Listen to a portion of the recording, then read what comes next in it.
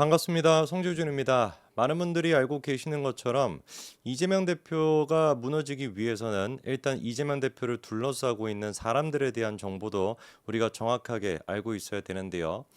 일단 이재명의 측근이다라고 한다면 지난번 국회 때는 7인회라고 불리는 사람들이 있었습니다. 대표적으로 이제 그 남구이 같은 애들이 중심이 돼 있었는데 개망했죠, 그렇죠?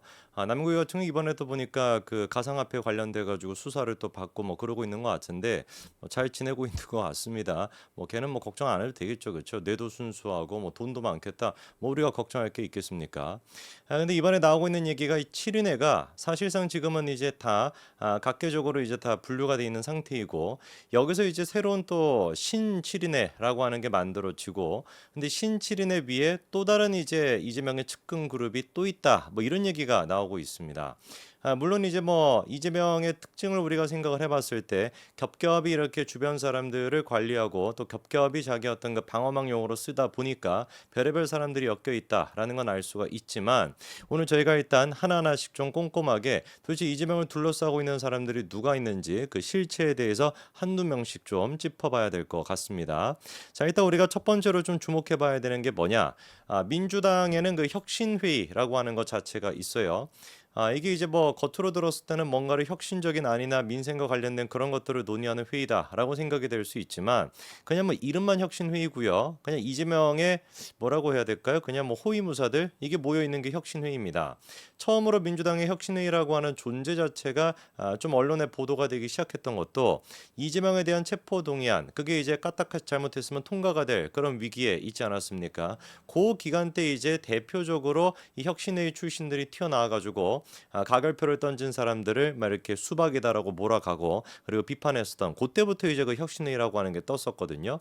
근데 그 혁신회의의 대표가 누구냐? 강위원이라고 하는 사람입니다. 위원이 그 위원할 때 위원이 아니고 그냥 이름 자체가 위원입니다. 그 사진 한 가지 좀 띄워주시면은 이 사람이 바로 이제 그 민주당의 강위원이고 이재명의 공개적인 최측근이라고 우리가 볼 수가 있죠. 그래서 이재명이가 성남시장일 때도 그렇고 경기도 지사가 될 수도 그렇고 지사가 됐었을 때는 아예 그냥 뭐 집까지 하나 줘가지고 그 뭐였죠 뭐 식품과 관련돼 가지고 그거 관리하는 그런 어떤 직함까지도 줘가지고 굉장히 이제 이재명의 최측근으로 오랫동안 활동을 해왔던 사람입니다. 그런데 이 혁신회의가 지금 어떻게 구성이 되어 있는지를 좀 보니까 꽤 입지가 지금 이제 잡혔어요. 키워와가지고 총선 국면을 거치게 되면서 상임위원 가운데 70명이나 이 지금 총선에 출마를 해가지고 현역 의원 31명이 배출이 됐고 당내 최대 계파로 자리를 잡았습니다. 그래서 이번에 또 들어와 있는 이재명 2기 체제에서도 핵심적인 요직을 이 혁신회 출신들이 차지하고 있는 상태인데 정무조정실장의 김우영이 됐거나 원내 대변인인 윤종군 그 다음에 또 조직사무부총장의 황명선 뭐 이런 사람들이 전부 다 이재명의 최측근 그룹이라고 부르는 혁신회 출신이 되는 거고요. 사실 이제 이게 그 이재명의 측근이 모여 있다 보니까 약간 여기 이제 민주당의 지금까지 있었던 뭐 대부분 뭐 이런 사조직 같은 게 있었지만 민주당의 지금까지와의 사조직은 분명히 좀 다릅니다. 그러다 보니까 당 내부적으로도 야 이게 제2의 하나회 아니냐 이재명판 하나회 아니냐 뭐 이런 얘기까지도 있었거든요. 특히나 이번에 이재명 체제 2가 만들어지면서 전당대회 기간에서도 대놓고 이 혁신회의에 대해 가지고 비판했었던 사람들이 몇 사람 있습니다. 대표적으로 이제 이현주 같은 사람이 있는데 언주가 이제 뭐 이런 얘기를 했었죠. 개혁이라는 이름으로 어떤 단체를 만들고 혁신이라는 이름으로 이런 단체를 만들고 이거 뭐 누가 보든지 간에 혁신회의 아니겠습니까? 그런데 사실은 알고 보니까 그들이야말로 기득권을 만들고 있는 거 아닌가 고민을 많이 해봐야 된다라고 하면서 유튜브 라이브 영상을 통해서 이런 얘기를 했다가 바로 또 이제 논란이 되니까 해당 영상을 삭제하기도 했었고요. 그리고 또 기억나시는 그 정봉주 같은 경우는 명파리 발언으로 굉장히 좀 시끄러웠는데 도대체 명파리가 누구냐? 이 부분에 대해 가지고 혁신회의가 공식적인 입장까지도 냈었습니다. 정 후보가 지목한 명파리가 혁신회의가 맞는지 그거를 공개적으로 정봉주가 밝혀줄 것을 요청한다. 뭐 이렇게까지도 혁신회의가 맞받아칠 만큼 굉장히 정봉주와도 갈등이 있었던 게 혁신회의죠.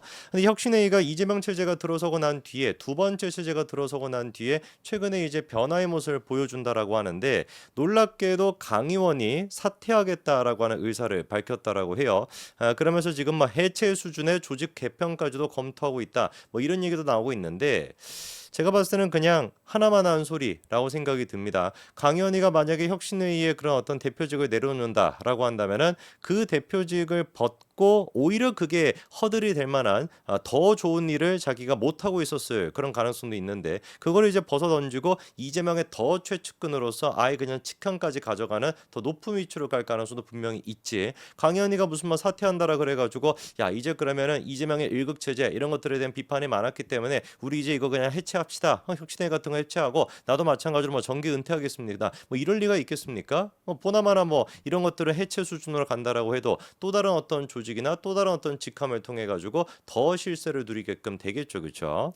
자 그리고 이 타이밍에 우리가 좀 주목을 해봐야 되는 이재명의 또 다른 최측근 그룹. 그러니까 이게 7인회라고 하는 것도 신7인회로 지금 바뀌었습니다. 박찬대 같은 애들이 중심이 돼 있는 신7인회로 바뀌었고 혁신회의라고 하는 이제 또 그 그룹도 있는데 요게 이제 그 계급이라고 생각한다면 신7인회가 제일 밑에 있고 그 위에가 이제 혁신회의가 있고 그 위에가 누가 있습니까? 이른바 경기도 라인이라고 하는 사람들이 있거든요. 그 경기도 라인의 대표 주자가 누구였던 거예요? 정진상, 김용, 김현지, 김남준 이 네 사람이 이제 대표적으로 경기도 라인이라고 불리는 사람인데 최근에 이제 그 이한주 또한 마찬가지로 추가가 됐습니다. 이한주 같은 경우는 다른 또 영상을 통해서 제가 좀 자세하게 말씀을 드릴 건데 이한주가 민주연구원장을 맡고 있고 이재명의 그 기본소득이 아니라 기본소득 그 시리즈 있죠, 그렇죠? 뭐 소득도 기본으로 하자라는 것이고 기본 뭐 주택부터 시작해가지고 기본 뭐 금융이 됐거나 온갖 것들을 갖다 다 기본으로 만들겠다. 즉 가족도 왜 기본으로 만들지? 다 그냥 공유하고.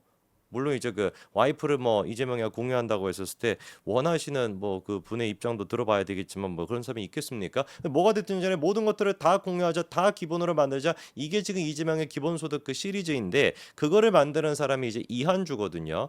2021년도 그 대선 캠프에서도 이한주가 들어가 있었고 사실상 이재명의 멘토 역할을 하고 있는 요 이한주가 첫 번째 일단 들어가 있고요.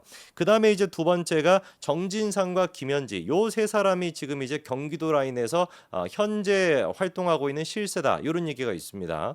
근데 우리가 좀 질문이 드는 게 정진상 같은 경우는 이제 뭐 보석으로 나오거나 막 이러다 보니까 사실상 직접적으로 활동을 할 수가 없는 그런 상태일 것인데 왜냐면 애당초 정진상 같은 경우는 보석으로 나왔을 때도 뭐였습니까? 주거 제한을 받고 있다 보니까 관련돼 있는 사람들 정치권이 됐거나 이런 사람들과 연락하고 소통하는 게 불가능하거든요. 근데 지난번 총선 때도 나왔던 얘기가 뭐였습니까? 아니다. 민주당 내부적으로 나왔던 얘기가 정진상이 보석으로 풀려나와가지고 무슨 뭐 주거 제한을 받고 있는 상태라고 해도 정진상이 놀랍게도 대포폰 같은 것들을 활용해가지고 무슨 뭐 사람들을 불러다가 만나고 그리고 또 보좌진들을 만나가지고 이 공천 과정에서도 개입을 했다. 그런 얘기가 이제 문학진 전 의원의 입을 통해가지고 공개가 되지 않았습니까? 그러다 보니까 야권 관계자조차도 막 그렇게 이제 얘기가 나오다 보니까 굉장히 좀 정진상 같은 경우도 아직까지 이재명의 측근으로서 활동하고 있는 것이고 김현지 같은 경우는 뭐 대표적으로 가장 이재명의 최측근 중에 최측근이다. 그러니까 밑에 7인회 혁신회의 그다음에 경기도 라인 근데 그 경기도 라인 중에서도 이재명의 가장 큰 총애를 받고 있는 게 김현지죠, 그렇죠? 이 김현지랑 전진상과 이한주 세 사람이 주도를 해가지고 지난번 이제 그 총선 때도 비명학살을 했었던 현역의 그 평가 하위 20% 명단 그거를 만드는데도 이 사람들이 주도했다라는 얘기도 많이 나왔었고 김현지 같은 경우는 아예 그냥 뭐 얘는 도대체 정체가 뭔지를 모르겠는데 그냥 보좌관 아닙니까? 국회의원이나 당대표의 어떤 그 보좌관이라고 하는 사람이 이렇게나 어떤 중요한 직함을 맡는 건 제가 처음 봤는데 직함은 아니죠, 그렇죠? 직책 자체가 그렇게 높은 건 처음 봤는데 온갖 회의에 다 들어간다라는 거예요. 당 관계자가 하는 얘기가 핵심 회의에 뭐 다 참여를 하고 있다 보니까 공천 내용 어떻게 공천이 진행되는지 이것조차도 김현지가 다 인지하고 있어가지고 보좌진들이 김현지 한 번만 만나고 싶다라고 그냥 막 난리가 날 정도로 현안이 나 있는 상태였다라는 얘기가 나올 정도로 김현지가 진짜 실세 중에 실세죠. 왜 도대체 이재명은 김현지에 대해 가지고 그렇게까지 신뢰를 하는지는 잘 모르겠습니다만 이재명의 어떤 그 체계를 제가 지금 쭉 설명을 드린 거를 들어보시면 아시겠지만 이게 어떻습니까? 어떤 정상적인 정당의 모습이 아니에요. 애당초 민주당이라고 하는 것 자체가 본질적으로 조직적으로 시스템적으로 움직이고 있는 것이 아니라 그냥 진짜 제2의 하나회 이재명판 제명회라고 부르는 게 맞을 것 같은데 그 제명회다라고 하는 얘기가 딱 걸맞은 만큼 사적인 조직으로서 당 전체를 다 장악하고 있는 그런 형태인 겁니다.